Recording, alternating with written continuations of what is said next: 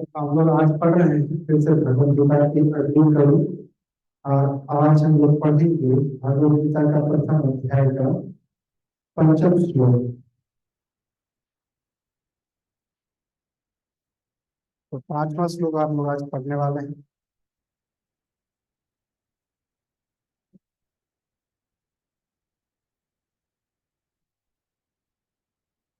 धृतकेतुश्च कीर्तानः काशीराजश्च वीर्यवान् पुरुषितकुन्तिभोजश्च सत्यश्च नरकुलः। There are also great heroes, powerful fighters like Dhristaketu, Chekitan, Kasiraj, Purushittan, and Kuntibhojya, and Satyam. इसमें पढ़ते हैं और ज्ञानस्य ज्ञानजलस्य चलकेन चक्षुरुन्मिलितं ज्ञानं तस्मै श्रीगुरुवे श्रीचैतन्यं वैष्णवं स्थापितं येन भूतले स्वयं रूपकलामयं ददाति सर्वदान्तिकं वन्देऽहं श्रीगुरुं श्रीयुतपदकमलं श्रीगुरुं वैष्णवंश्च श्रीरूपं साग्रजातं रघुनाथं यतं सजीवम् साद्वैतं सावधूतं जगन्नाथं कृष्ण चैतन्य देवं श्रीराधा कृष्ण पादां सह गणललिता संस्थानपांच नमो विष्णुपादाय कृष्ण पृष्ठाय भूतले श्रीमते भक्ति वेदांत स्वामी नाम नमस्ते सरस्वती देवी गौरवाणी प्रचारिणे निर्विशेष शून्यवादी पाश्चात्य नमो महादेवाय कृष्ण प्रेमाय कृष्णाय कृष्ण चैतन्य जय श्री कृष्ण चैतन्य प्रभु नित्यानंद श्री हरे कृष्ण कृष्ण कृष्ण हरे हरे हरे राम हरे हरे। हरे कृष्ण। कैसे आप लोग सब ठीक है? आवाज जा रही है मेरा? इसे हटा दिए? ओके। तो जैसे हम लोगों ने पिछले लोग भी डिस्कस किया था कि पांडव और कौरव ये दोनों कहाँ हैं, तो युद्ध के अवस्था में चल रहे हैं, दोनों सेनाएं आपस में हैं और अभी युद्ध प्रारंभ नहीं हुआ है, केवल निरीक्षण जारी है कि कौन व्यक्ति कौन से राजा संसार के किस कोने से आए हैं। और वो दोनों कोनों में से मतलब दो पार्टियों में विभक्त है, कौरव की तरफ से कौन कौन आए हैं और वो पांडवों की तरफ से आए हैं। ये दोनों तरीके से सारे राजा लोग खड़े हैं और इनका निरीक्षण हो रहा है। और अपने महल में धृतराष्ट्र अपने सेक्रेटरी संजय से पूछ रहे हैं कि क्या क्या चल रहा है। तो वहां पे जो दृश्य चल रहा है, जो संजय देख रहा है, उसी चीज को बता रहा है धृतराष्ट्र को। तो दुर्योधन अपने द्रोणाचार्य के पास जाकर के और सारा चीज बता रहे हैं कि कौन से कौन व्यक्ति पांडवों की तरफ से आए हुए हैं। तो आज हमने देखा कि आज भी जो है बहुत सारे ग्रेट ग्रेट पर्सनालिटीज का नाम आया है। कौन कौन है? धृष्टकेतु, चेकितान, काशीराज, कुंती भोज, सेव्य, नरकुंगव, ये सभी महान महान योद्धा हैं जो पांडवों के तरफ से खड़े हैं युद्ध के मैदान में। तो एक पुस्तक है दी पर्सनालिटीज ऑफ महाभारत, क्योंकि भगवत गीता महाभारत का अंश है। तो उसमें से कौन पूरे विश्व से कितने सारे शक्तिशाली राजाओं ने भाग लिया था महाभारत में, और वो ज्योग्राफिकल दृष्टिकोण से कहाँ से बिलोंग करते हैं, उनका क्या बैकग्राउंड है, ये पूरा का पूरा डिस्क्रिप्शन उसमें दिया जाता है। ये इतनी बड़ी किताबें हो जाती है, कम से कम उसका पूरा डिस्क्रिप्शन अगर दिया जाए बहुत मोटी हो जाती है भगवत गीता। इसलिए इसमें उसका पूरा बैकग्राउंड नहीं दिया जाता। किसी को पढ़ना है तो कितने सारे राजाओं ने भाग लिया, वो पर्सनालिटी जब महाभारत इस बुक में वो पढ़ सकते हैं। पर यहाँ पे कृपाति तात्पर्य में लिखते हैं, लेक्चर में बताते हैं कि जो सर्बिया है वो सीबिया से बिलोंग करता है। तो सीबिया कहाँ है? हम लोग ज्योग्राफी में देखते हैं, भारत का हिस्सा तो नहीं। उसी प्रकार से तो पूरे विश्व के पूरे ग्लोब से उस हस्तिनापुर की लड़ाई में, कुरुक्षेत्र के मैदान में सारे राजा आए थे और अपने अपने मेंटेलिटी के हिसाब से, डिवाइन और डेमोनिक के दो प्रकार की मानसिकता होती है, आसुरी और दैवी। तो देवी जो मानसिकता के थे वो पांडवों के तरफ से खड़े थे और आसुरी प्रवृत्ति के लोग वो कौरवों के तरफ से खड़े थे। और ये पूरा खड़ा है वहां पे, सारा दृश्य अभी चल रहा है, निरीक्षण हो रहा है। तो इस प्रकार से तो जैसे काशी राज का नाम आता है, तो काशी कहाँ पड़ता है? बनारस। तो उस समय मोनार्की हुआ करता था। अभी आप लोग के सामने एक प्रश्न है कि क्या लगता है कि मोनार्की अच्छा है कि डेमोक्रेसी ज्यादा अच्छा है? आप लोग अपने जीवन के अनुभव से बताइए। अच्छा, आपके घर में कैसा चल रहा है? बार बार 5 साल में मालिक बदल जाता है क्या? जो क्वालिफाइड व्यक्ति है वही घर को लीड करके चल रहा है, चल रहा नहीं चल रहा है? तो वास्तव में जो विकृत व्यवस्था है वो है डेमोक्रेसी।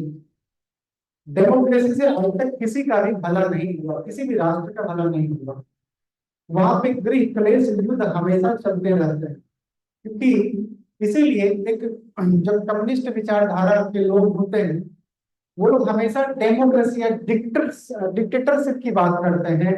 मतलब एक one person, one nation, one man, one rule, ऐसा डिक्टेटरशिप चाहिए। जैसे स्टालिन का आपने पढ़ा होगा।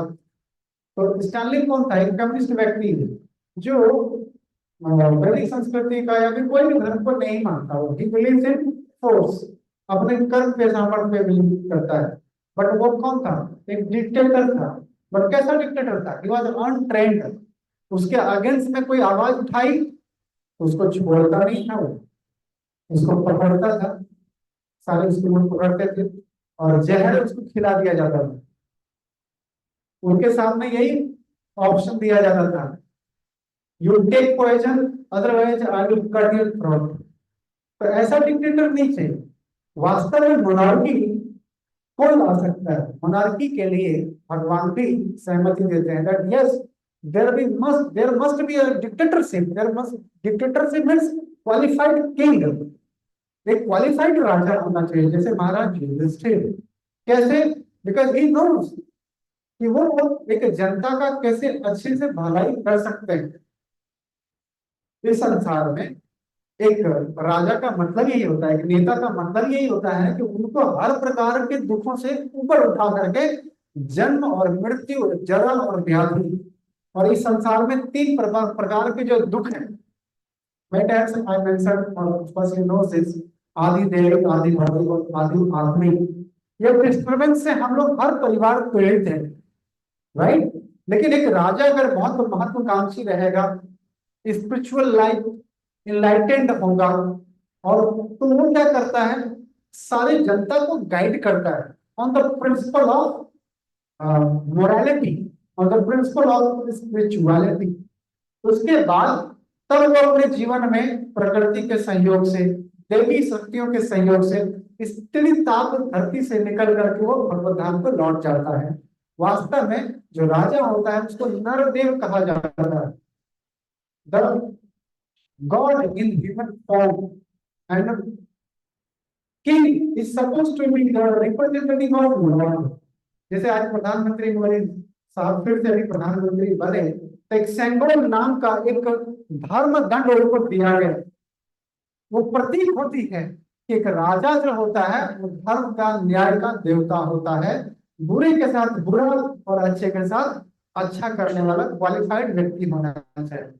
तो यहाँ पे जो भगवान चाह रहे हैं, परित्राणाय साधूनां विनाशाय च दुष्कृतां, उन्होंने देखा कि पूरे विश्व भर के सारे लोग एकत्रित हुए हैं, तो उनका प्लान क्या है? What is the plan of lord Krishna?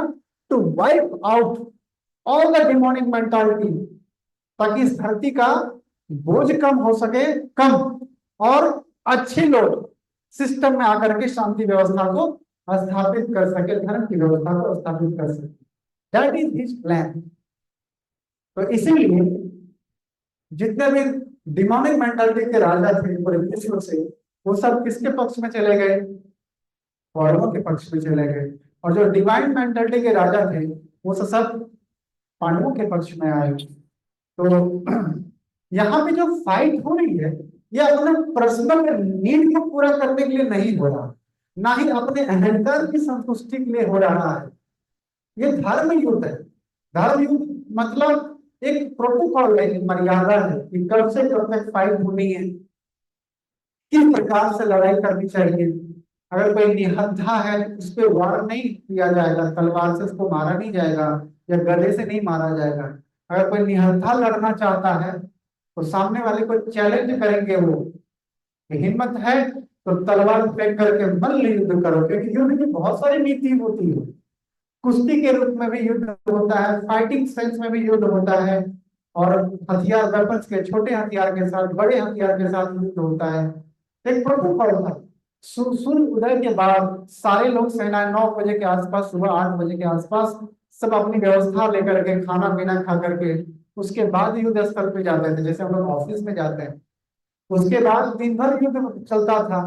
Backup में वहां पे किसान लोग खेती कर रहे हैं, महिलाएं पानी भर रही है, मतलब सिविलियंस को कोई लेना देना नहीं है इस युद्ध से। ये हमें याद रखना चाहिए। कुरुक्षेत्र के मैदान में सिविलियंस एक भी नहीं मारा गए। वो कौन मारे गए? जो लड़ने की इच्छा से स्वयं उपस्थित थे। पहले प्रथम अध्याय में ही हमने इसका जिक्र किया, राइट। धर्म क्षेत्र कुरुक्षेत्र समवेता युयुत्सवा मामका पांडव सेवक किम कुर्वत संदेह। युयुत्सवा मीन्स जापानीज में भी इस वर्ड से रिलेटेड एक वर्ड आता है युयुत्सु। युयुत्सु का मतलब होता है कि उत्सुकता से, खुद अपनी इच्छा से जो लड़ने के लिए आगे आता है उसको युयुत्सु कहते हैं। तो युयुत्सु वास्तव में एक संस्कृत वर्ड है, जापान में इसका इस्तेमाल होता है। तो युयुत्सु खुद जो लड़ने के लिए आए थे आगे, वही लोग वहां पे भाग ले रहे हैं, ना कि सिविलियंस को मारा जा रहा है कि कहीं से भी मिसाइल गिरा दी, या अगर अग्नि का धारा प्रवाह हो गया या बाढ़ आ गया, लोगों को जैसे मिसाइल आज के डेट में जो चल रहे हैं, सिविलियंस मारे जा रहे हैं। सिविलियंस नहीं मारा जाना चाहिए, क्योंकि सिविलियंस का कोई कसूर नहीं होता, कोई कसूर नहीं। वो तो अपना खा रहे पी रहे, अपना सिंपल जीवन जी रहे साधारण। लेकिन यहाँ पे जो था वो धर्मी युद्ध था। आज कोई धार्मिक नीति नहीं होती है। रात में हमले हो गए, टेररिस्ट अटैक होते हैं, जवान सोए रहते हैं, उनके टेंट में बॉम्ब डाल दिया जाता है, वो उड़ जाते हैं, चिथड़े उड़ जाते हैं। कितना भयानक स्थिति हो गई। या कुछ जैसे कोई वैष्णो देवी दर्शन करने के लिए जा रहा है या तीर्थ यात्री जा रहे हैं, तो सिंपली आउट ऑफ एनवियसनेस कि उसको मार दो, कोई हिंदू है या वैदिक धर्म के फॉलोअर्स करने वाले हैं या नॉन मुस्लिम है तो उसको मार दो, ये सब धर्म युद्ध नहीं, उसमें धर्म युद्ध था। और लोगों में ये प्रिंसिपल मौजूद, इसलिए कुरुक्षेत्र के उस खाली नोमेंस लैंड को चुना गया जहां पे सिविलियंस का कोई आना जाना नहीं था। लोग गांव में समाचार सुनते थे कि आज ये फलाना महाराज मारा गया, यहाँ के राजा मारे गए। सिविलियंस को कोई टेंशन नहीं थी। क्यों? क्योंकि वहां पे फाइट ही इसी बात की हो रही थी कि हु विल रूल नाइसली, अच्छे से राज व्यवस्था को कौन चला सकता है, दुर्योधन या युधिष्ठिर। तो युधिष्ठिर चूंकि भगवान के भक्त हैं, तो इसीलिए उनका हृदय क्या है? विशाल है। He was not only concerned about human being but particular ants। एक चिंटी के लिए भी उनके हृदय में स्थान है कि उनका भी सर्वाइविंग क्यों होगा। This is the evolution of soul. एक छोटे निम्न प्राणी धीरे धीरे धीरे धीरे धीरे शरीरों की यात्रा करते करते करते मनुष्य देह को प्राप्त करता है। तो मनुष्य देह प्राप्त होने के बाद उसको सिविलाइज्ड किया जाना चाहिए, उसको मर्यादित सिखाना जाना चाहिए, और जन्म और मृत्यु के चक्र से छुटकारा कैसे, ये कल्चर में उसकी ट्रेनिंग होना चाहिए ताकि वो भगवत धाम को वापस जा सके। आत्मा अजर है, अमर है, अविनाशी है, इसलिए शरीर बदलता है बट आत्मा बदलती नहीं। हमारा भी छोटा बचपन का शरीर में जो भी घटनाएं घटी हमें सब याद है, जबकि मेरा छोटा सा बचपन का शरीर चला गया। मेरे मदर और फादर फोर्सफुली मुझे स्कूल भेजते थे। मुझे जरा भी मन नहीं करता था वहां बैठे रहना, अकेला फील होता था, डरा डरा रहता था मैं। लड़ाई झगड़े होती थी, मुझे अच्छा नहीं लगता था बच्चों में फाइटिंग, और पढ़ने में मन नहीं लगता था बचपन में। 1-2 साल के बाद फिर स्कूल अच्छा लगने लगा, दोस्त बन गए, शिक्षक से ज्यादा थोड़ा परिचय हो गया, तो उन लोगों का सहयोग से फिर अच्छा लगने लगा।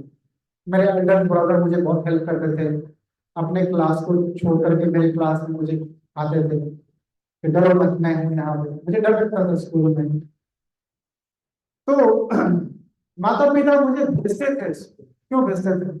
इसीलिए कि मैं सिविलाइज हो सकूं। भले ही मुझे पसंद नहीं है, एक राजा भी माता पिता के समान ही होता है। जनता उसके अपने पुत्र और पुत्री के रूप में होता है। उनका धर्म पोषण और पालन और उसका आध्यात्मिक ग्रोथ ये उनके कर्म पर डिपेंड करता है। तो आज जो हम लोग डिक्टेटरशिप चाहते हैं, वास्तव में ऐसा जो डिक्टेटरशिप है जो अपने पर्सनल नीड की भरपाई करती है, that is not meaning of monarchy. Monarchy means जो जनता का भला कर सके, जैसे महाराज युधिष्ठिर। तो इसी बात की लड़ाई थी। भगवान श्री कृष्ण ने देखा कि ये जो कौरव लोग हैं, ये सब लोभी और लालची और कामी पुरुष हैं। अगर ये राजा बनेगा तो जैसे द्रौपदी पे अत्याचार किया, इसके राज्य में कोई भी स्त्रियां सुरक्षित रह सकती है? जिसका नियत अपनी भाभी के प्रति, अपने भ्राता की पत्नी के प्रति इतना बेकार हो सकता है, इसको सरेआम वो असेंबली में अगर वस्त्रहीन करना चाहता हो, तो अगर वो राजा बनेगा तो सामान्य स्त्रियों का लज्जा सुरक्षित रह सकता है? नहीं। इसलिए ही इज नॉट क्वालिफाइड। वो क्वालिफाइड नहीं है। जो अपने भाइयों को दबा रहा हो कि मैं 100 हूं, ये सब 5 हैं, अब इन सबको मैं बर्बाद कर दूंगा, तो अपने राज्य में इसको बंटवारा ना करना पड़ेगा। तो उनके हृदय में विशालता कहाँ है, उदारता कहाँ है? इसीलिए ऐसे लोगों को मोनार्की में या एक रिस्पॉन्सिबल पोस्ट, लीडर्स के पोस्ट में आमदार और खासदार के रूप में चयन नहीं होना चाहिए। नहीं तो वो क्राइम को बढ़ावा देंगे, अपना निजी स्वार्थ को पूरा करने के लिए जनता को उलझाएंगे, धार्मिक उन्माद के नाम पर, धर्म और जाति और भेद के नाम पर, और उस प्रकार से अपने आप को हमेशा पोजीशन में बनाए रखेंगे। मैं और मेरा, ये धृतराष्ट्र बुद्धि से ग्रसित व्यक्ति कभी भी राजा नहीं बनना चाहिए। नहीं तो उस समाज में शांति और उस राष्ट्र में शांति व्यवस्था नहीं आ सकती। डिक्टेटरशिप बहुत अच्छी चीज है। आज हम लोग देखते हैं रसिया, भारत, चाइना, ये सब देश में 10 साल से, 11 वर्षों से एक ही व्यक्ति रूल करते आ रहा है। जैसे जो पुतिन है, पुतिन साहब, वो रसिया के कौन है? प्रेसिडेंट। 10 सालों पूरे दुनिया ने उसको बॉयकॉट करके रखा है, नाना प्रकार की पाबंदी बना कर रखी हुई है, स्टिल ही इज सर्वाइविंग, और रशिया को सही डायरेक्शन में लेकर के जा रहा है। चाइना में जो जिनपिंग है, वो 10-11 वर्षों से वही एक ही बने हुए राष्ट्रपति। तो चाइना का ग्रोथ देखिए आप कि कितना तरीके से चाइना ग्रोथ कर रहा है। भारत में भी जो आज हम देखते हैं कि भारत की जो पूरे विश्व स्तर पर जो थोड़ा हम लोग भारीपन महसूस करते हैं, अब सामान्य जनता भी बहुत प्राउड फील करती है जब हमारे प्रधानमंत्री का पूरे वर्ल्ड वाइड इतना मतलब कॉन्शियसली वेलकम होता है। तो लगता है आज भारतीयों का सम्मान पूरे विश्व में हो रहा है, पूरे विश्व में हो रहा है। जब यूक्रेन और रशिया का युद्ध छिड़ने वाला था, तो अनगिनत भारतीय फंसे थे उस युद्ध में। सारे भारतीयों को निकालने के लिए स्पेशल विमान की व्यवस्था हुई, और भारतीयों के साथ साथ बांग्लादेशी, पाकिस्तानी भी निकल करके बाहर आए। वहां पे एयरपोर्ट पर रोका जा रहा था, only Indian flags they should be gone, otherwise all will stop. तो भारतीयों का हाथ में खाली झंडा है, उनकी जान की रक्षा हो रही है। क्यों? क्योंकि यहाँ पे मजबूत सरकार है। तो अगर राजा मजबूत रहेगा तो जनता स्वतः मजबूत रहेगी। अगर वो धर्म परायण रहेंगे तो जनता भी धर्मपरायण रहेगी।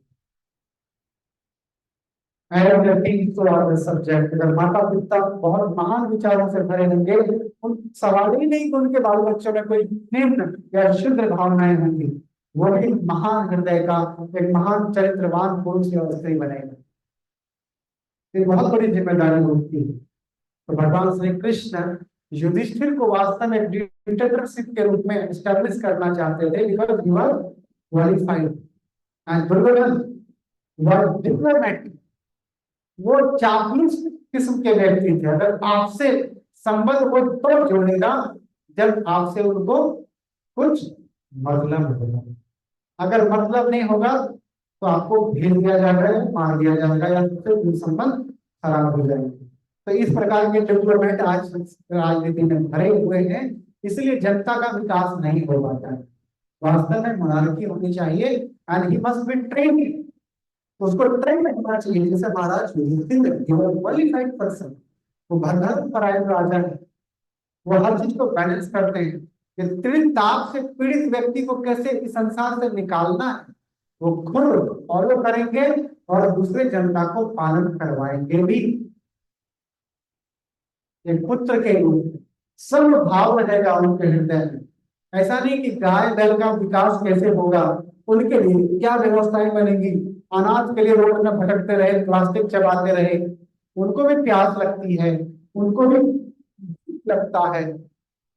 जो चींटियों की बाउंड्री रहती है बगीचे वगैरह में रोड साइड में, तो ये सब चीज राजाओं का कर्तव्य था कि उनके लिए भी जन सामान्य ने नियम लागू कि इस चार हमारे मुस्लिम समाज का चार विभाजन है, भूगन करना, तो चार भौतिक और चार आध्यात्मिक।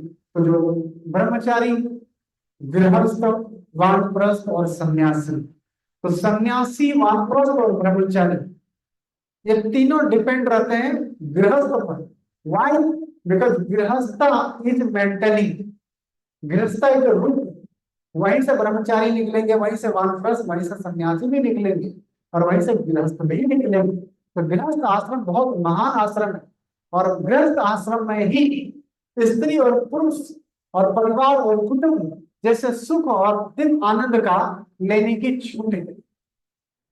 ब्रह्मचारी जीवन में रिस्ट्रिक्शन है, वानप्रस्थी में रिस्ट्रिक्शन है, और सन्यासी में रिस्ट्रिक्शन है। ये इस लाइफ को रेगुलेट किया गया है। क्यों? क्योंकि हमने पिछले बार डिस्कस किया था कि आप अपने सेंस को कभी भी ग्रेटिफाई नहीं कर सकते।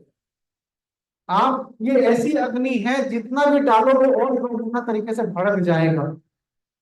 एक बार खाना खाया फिर भूख लगेगी, कितना भी सो जाओ फिर सोना है, कितना ही खुशबूदार आप परफ्यूम या फ्लावर को स्मेल करो, या इसमें हमेशा इरिटेशन बनी रहती है, आंखों में कभी संतुष्ट नहीं किया जा सकता। उसी प्रकार काम वासना जो हमारे हृदय में है, स्त्री और पुरुष का संग हमेशा इसका चिंतन बना रहता है, शरीर बूढ़ा हो जाता है, बट मन से भावनाएं मिटती नहीं।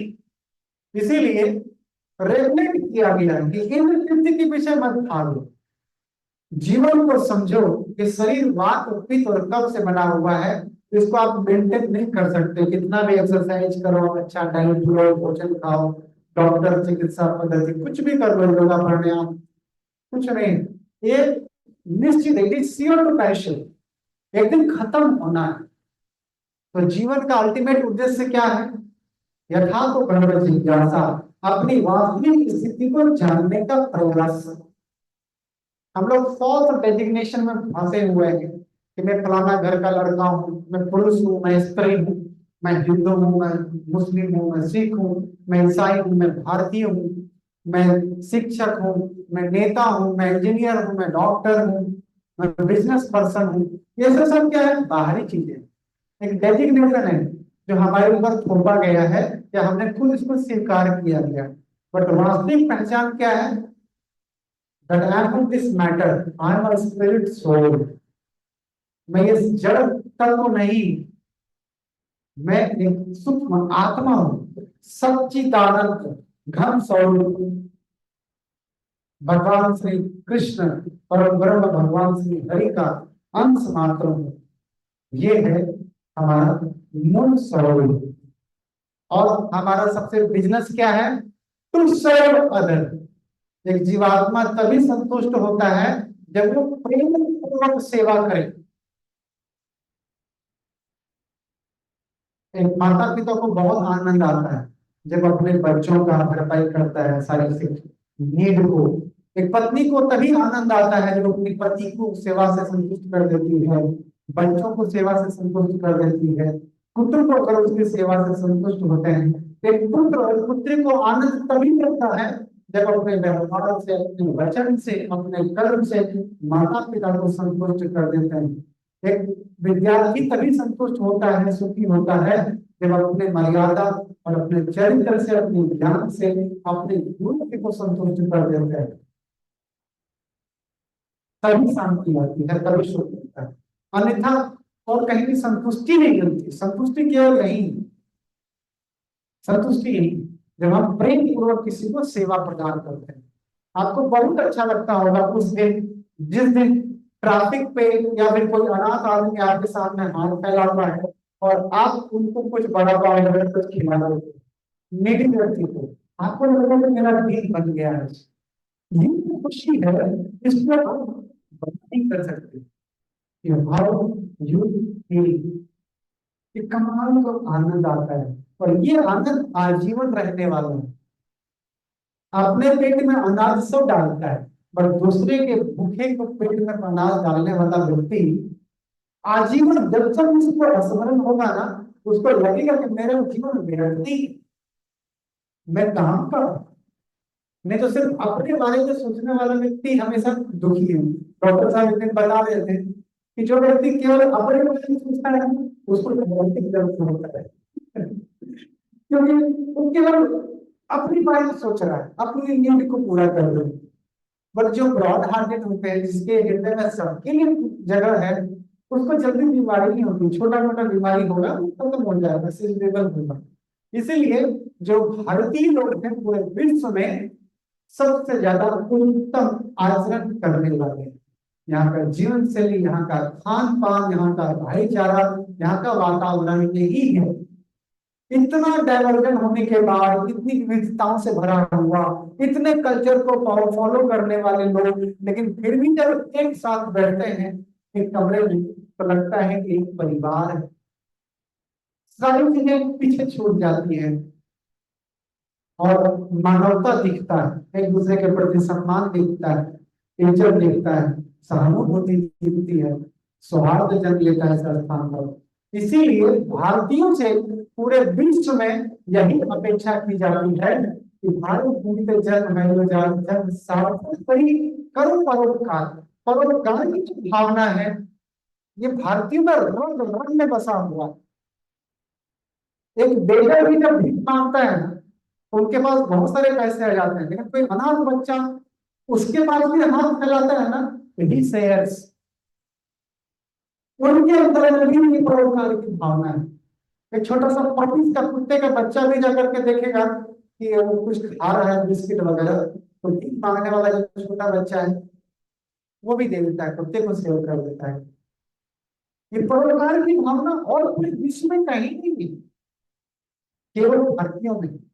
क्यों? क्योंकि यहाँ का आध्यात्मिक वातावरण ही हमारा सबसे बड़ा संगठन का कारण बनता है। तो इसीलिए किसी न किसी रूप में हमें आध्यात्मिकता से जोड़ रखना चाहिए, ताकि हम अपने जीवन में किसी भी प्रकार का कलमश से या शुद्ध भावनाओं से ग्रसित ना रहे। तो हमारा जीवन अपने कर्तव्य को जब आप संतुष्ट हो जाते करोगे तो बाद में आपको सम्मान पाने की इच्छा नहीं रहती।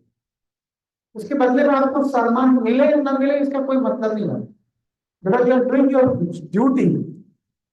तो यहाँ पे मोनार्की को रिप्रेजेंट करने के लिए भगवान ने ऐसा प्रयास किया।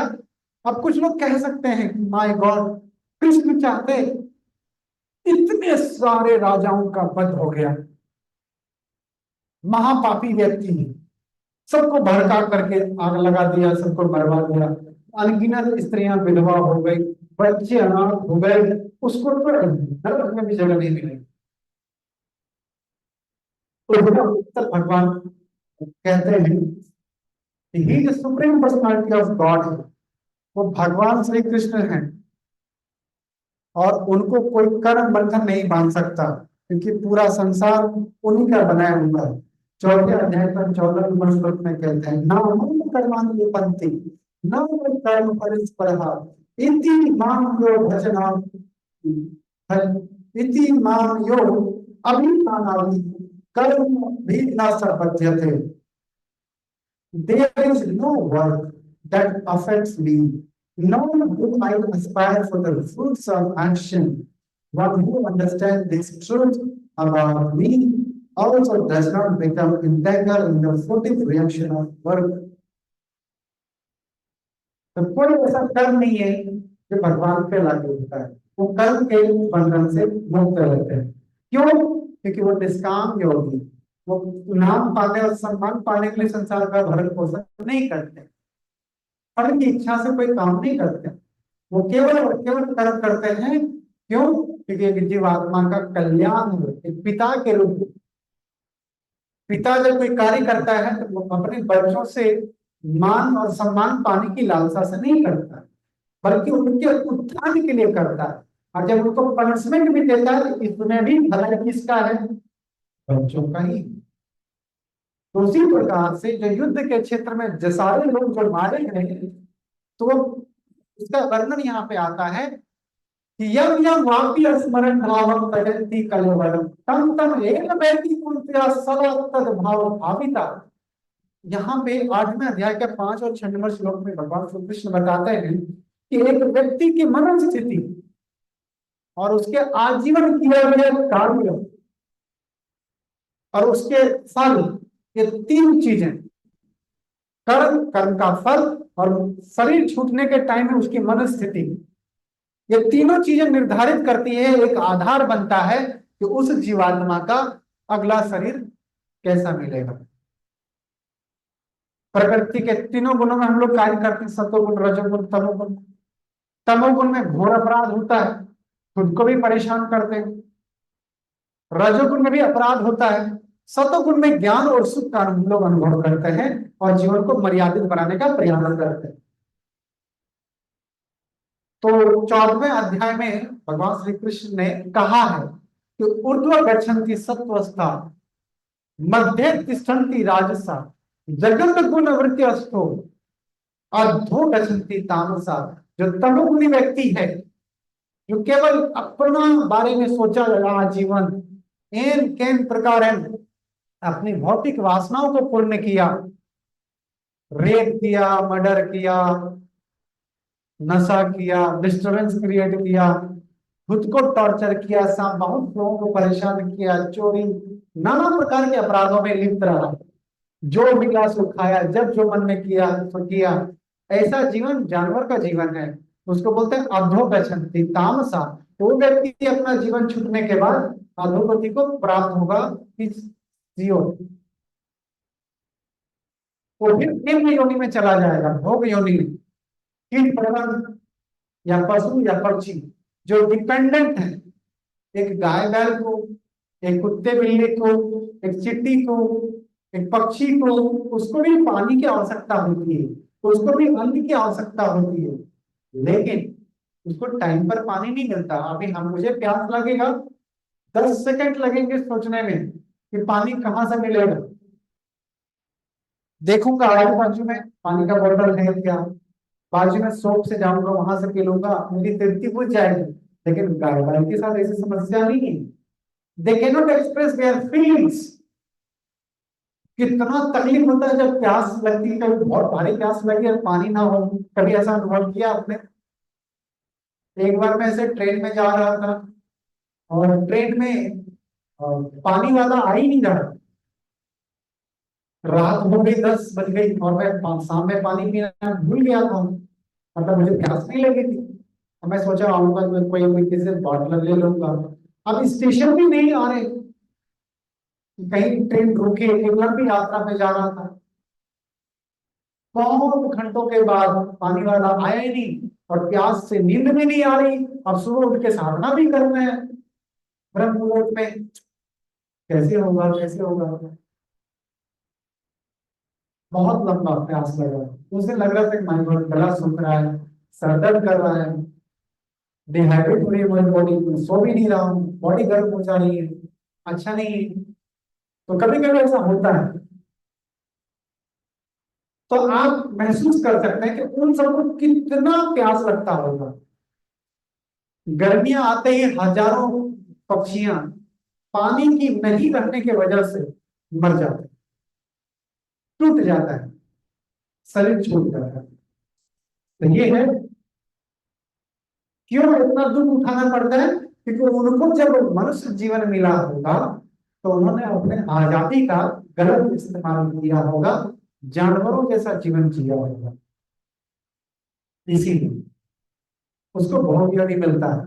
जो रजोगुनी व्यक्ति हैं वो इसी संसार में रहते हैं, क्या करते हैं, उनके मन में मान और सम्मान पाने की लालसा होती है।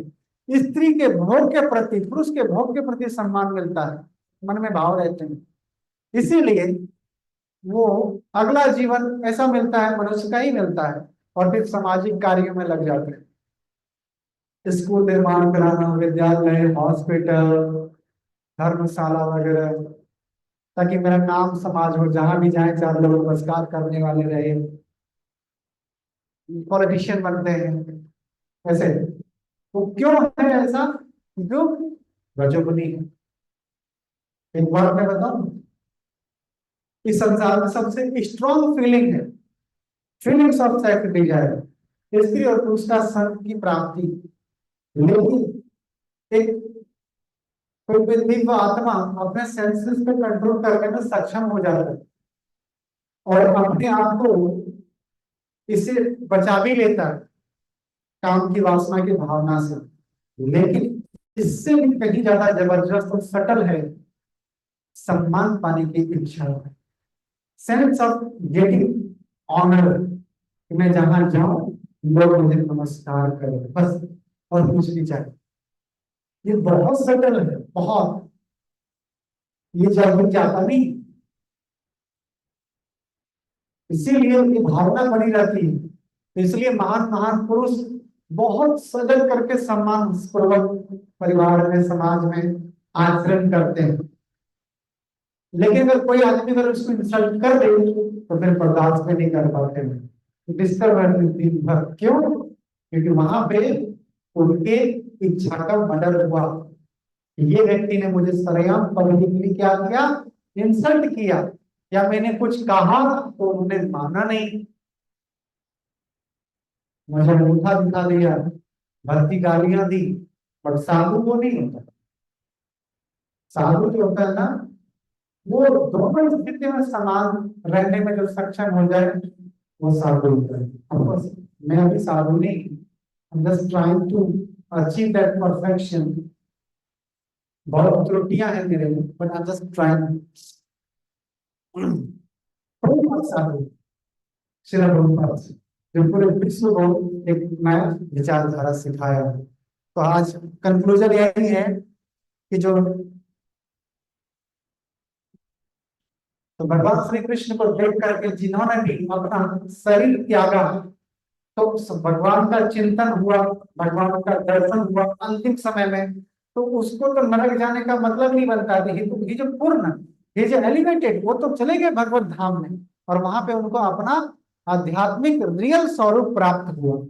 ये स्वरूप हमारा रियल नहीं है, 10 साल में बदल जाता है, 15 साल में।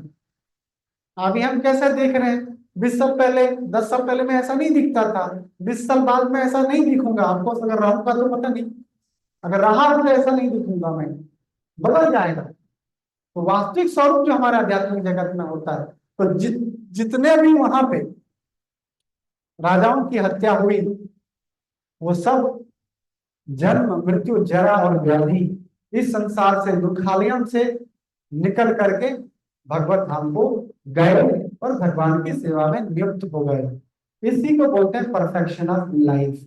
इसीलिए आजीवन अगर हमारा चिंतन भौतिक रह गया, हम अपने पत्नी, परिवार, बच्चों से, या समाज के किसी लोगों से, या अपने पेट से बहुत ज्यादा अगर आसक्त रहे, कुछ लोग कुत्ते बिल्लियों को साथ में लेकर सोते हैं अपने कमरे में, हमेशा उसी का दर्शन करते हैं।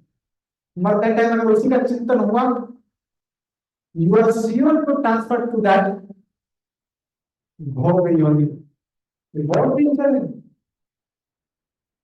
भगवान ने सबकी एक मर्यादा बनाई है, सबका एक इस्तेमाल है, यूज है, उसको बहुत ज्यादा ये नहीं करना है। बट क्या करोगे, इसलिए प्रभुपाद जी कहते हैं that if you don't serve God you will serve a dog. तो अगर आप भगवान की सेवा नहीं करोगे, आध्यात्मिक उन्नति नहीं करोगे, तो आप कुत्ते बिल्लियों की सेवा करोगे। और आज हम देखते हैं ऑफकोर्स पश्चिमी देश में बहुत ज्यादा लोगों में इतना हाई स्टैंडर्ड नहीं है जितना वहां के कुत्तों का हाई स्टैंडर्ड है। उनके लिए पालने के बाद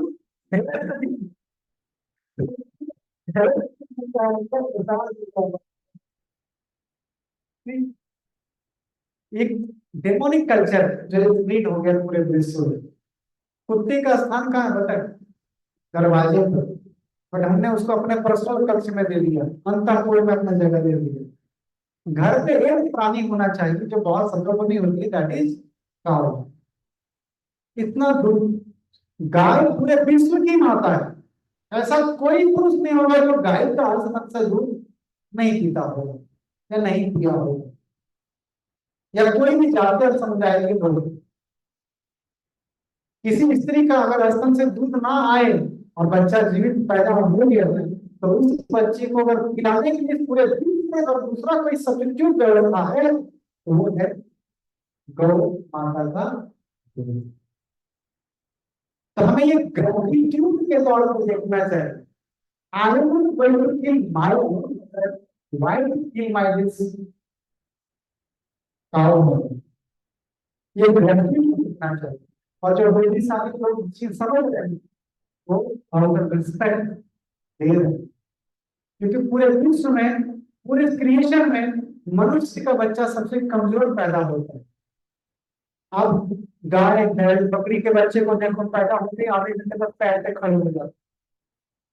छिपकली का बच्चा अंडे से निकलता ही ना, मतलब आम कॉन्फिडेंस सेंस मक्खी बैठा हुआ है, सब से मक्खी खा लेता है। मगरमच्छ के बच्चे को सिखाना नहीं पड़ता पानी कितनी गहराई है, कैसे तैरना है, अंडा से निकलते ही तैरना चालू कर देता है, मतलब खड़े हो जाता है। लेकिन मनुष्य का बच्चा पैदा होने के बाद अगर उसको हेल्प नहीं दिया जाए, आधा घंटा भी नहीं टिकेगा, वो मर जाएगा। इतना कमजोर पैदा होता है। तो उस अवस्था में जितने सारे लोगों का योगदान है उसको आजीवन ऋण नहीं चुकाया जा सकता। एक गिलास पानी का क्या कीमत है हमारे भाई, इक्वल टू नथिंग। 2 पानी का क्या कीमत है, 5-10 रुपए, नथिंग। बट वही रेगिस्तान में एक व्यक्ति प्यास से तड़प रहा है, अब उसका सांस टूटने वाला है, किसी ने एक बाटली दे दी, उसका प्यास बुझ गया, वो जिंदा बच गया। इस कर्ज को कभी भी आजीवन उसको उतारा जा सकता है कि भैया धन्यवाद आपने मुझे रेगिस्तान का पानी पिलाया, मुंबई में जाकर समझ लो आपको नाम करता हूँ, क्या जा सकता है? नहीं।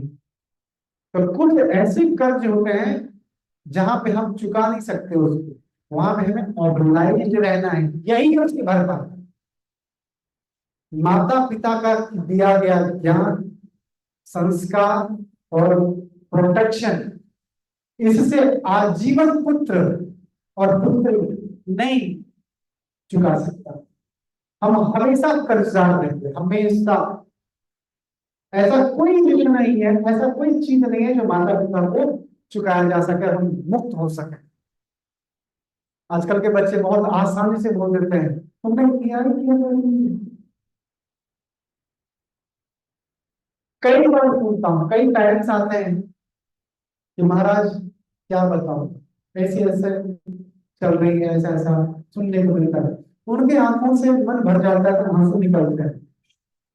मेरा भी हृदय छलनी हो जाता है कि आजकल के कैसा जनरेशन है कि अपने माता को घर से बाहर निकाल, पिता को घर से बाहर निकालने के लिए प्रेरित हुए।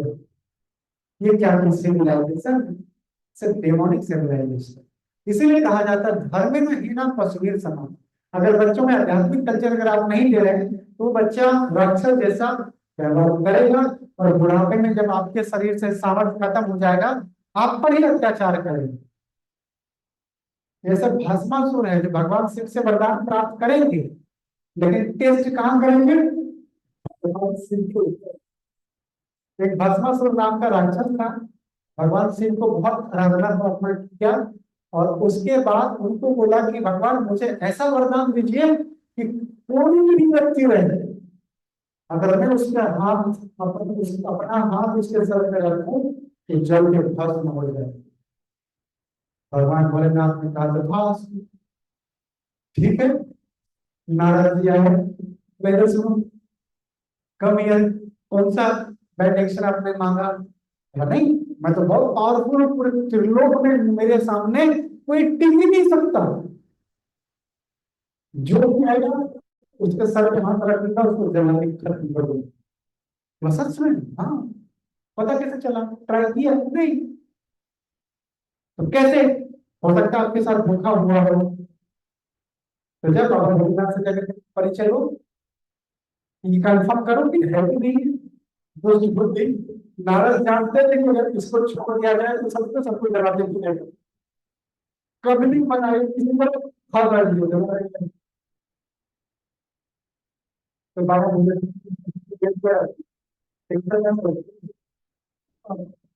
हम नहीं मानता, हमको दिखना हो, मैं आपको जटा कर रखता हूँ। बाबा भोलेनाथ पागल है, कैसा पागल वो तो शिष्य है, मुझसे वरदान लेकर के मेरे प्राण के पीछे पड़ेगा, मुझे मारना चाहता है। भागते भागते भागते भागते, और सच में उसके पीछे ही पड़ गया था वो। भगवान श्री हरि ने देखा, अरे बाबा भोलेनाथ समस्या में गिर गए। तब उन्होंने अपना मोहिनी रूप, जो मदन मोहिनी रूप, उस रूप को आकर्षित किया, और जो राक्षसी प्रवृत्ति के लोग हैं वो स्त्री का दर्शन करते ही वो काबू में आ जाते हैं। तो उनके साथ देखा तो बाबा भोलेनाथ रिलीज हो गए। उन्होंने देखा, उनके साथ आमंत्रण दिया कि हम लोग बिहार करते हैं बगीचे में जाकर के। जाने के बाद नृत्य करने लगे, और नृत्य करते करते करते करते हाथ की मुद्रा जब एक बार माथे पे जाती है तो भस्मासुर को प्रैक्टिस तो था नहीं कि अभी नई नई ऊर्जा में हाथ में आई है, जैसे डाल हो गया। तो आजकल के जो वास्तविक जो शिष्य लोग या जो बच्चे हैं जिसमें धर्म परायण नहीं है, वो माता पिता के लिए काल बने हुए हैं। इसलिए बिंग पेरेंट्स बच्चों को, इसलिए कहावत है कि बाल बच्चे को ना आप उसको घर से बाहर निकालो, नहीं निकाला ना तो एक दिन बुढ़ापे में बाहर निकालेगा घर से। इसका तात्पर्य ये है कि बाल बच्चे को उचित शिक्षा व्यवस्था सीखने के लिए गुरुकुल भेजोगे, घर से बाहर नहीं निकालो। नहीं निकालते हो घर से हमेशा, अरे मेरा बच्चा मेरे बाबू मेरा सुना करते रहते हो, हॉर्लिक्स पिलाते रहते हो उसको, वही आपको बाहर निकालेगा। और बुढ़ापे में बच्चे शिफ्ट हो जाते हैं नए फ्लैट में या दूसरे देश में, माता पिता सड़के मरते रहते हैं, कोई देखने नहीं आता। ये सबसे बड़ी चीज है। तो आज कंक्लूजन यही है कि आज हमने देखा कि जितने सारे जो राजा लोग थे वो दो विभाग में बटे हुए थे, और भगवान श्री हरि जितने भी दैविक प्रकृति के लोग थे सबको वाइप आउट करना चाहते थे, और रियल डिक्टेटरशिप जो क्वालिफाइड थे युधिष्ठिर उनको राजा के तौर पे प्रस्तुत करना चाहते थे। इसीलिए धर्म क्षेत्र में वो युद्ध संपन्न होने जा रहा है। और तो जो लोग समझते हैं कि कृष्ण जो भगवान है उनको कर बंधन लगा होगा, तो इतना सारा पाप कर कराने के लिए, ऐसा नहीं। वास्तव में ये जरूरी हो जाती है कभी कभी, जैसे एक डॉक्टर होने के नाते एक डॉक्टर देखता है कि ये पेशेंट का ना ये पूरा शरीर में यहाँ से यहाँ तक हिस्सा पूरा गैंग्रीन हो गया, सड़ गया, सेप्टिक हो गया। अगर उसको काम नहीं निकाला जाए तो पूरा शरीर खराब हो जाएगा। तो कभी कभी एक बड़ा ट्रीटमेंट होता है, मास लेवल पे ऑपरेशन होती है, होता है नहीं होता है, ये जरूरी है। ये डॉक्टर इसलिए नहीं करते कि उसको तकलीफ देना, ये उनके वास्तविक क्योर के लिए जरूरी है। तो सामाजिक व्यवस्था जब पूरी बिगड़ जाती है तो कभी कभी मास लेवल पे ऑपरेशन होता है और भगवान सबको उद्धार करते हैं, चाहे वो डेमोनिक हो या डिवाइन हो, दोनों को देखिए कि भगवान का एक स्वभाव है एब्सोल्यूट, मतलब उनका हर एक्टिविटी जन सामान्य के लिए लाभ पहुंचाने वाला है, उसको बांधने वाला नहीं। तो जितने राजा लोग बड़े वो सब भगवान के धाम को वापस गए, और जितने साधु जन लोग बचे थे सज्जन प्रवृत्ति के लोग वो इस संसार में भी रहे। तो एक उदाहरण प्रस्तुत किए कि सामाजिक जीवन में कैसा अपना आचरण करना चाहिए ताकि बाकी जन सामान्य लोग उसको पालन कर सके। यहीं पे मैं खत्म करूंगा आज। हरे कृष्णा कृष्णा कृष्णा हरे हरे, हरे राम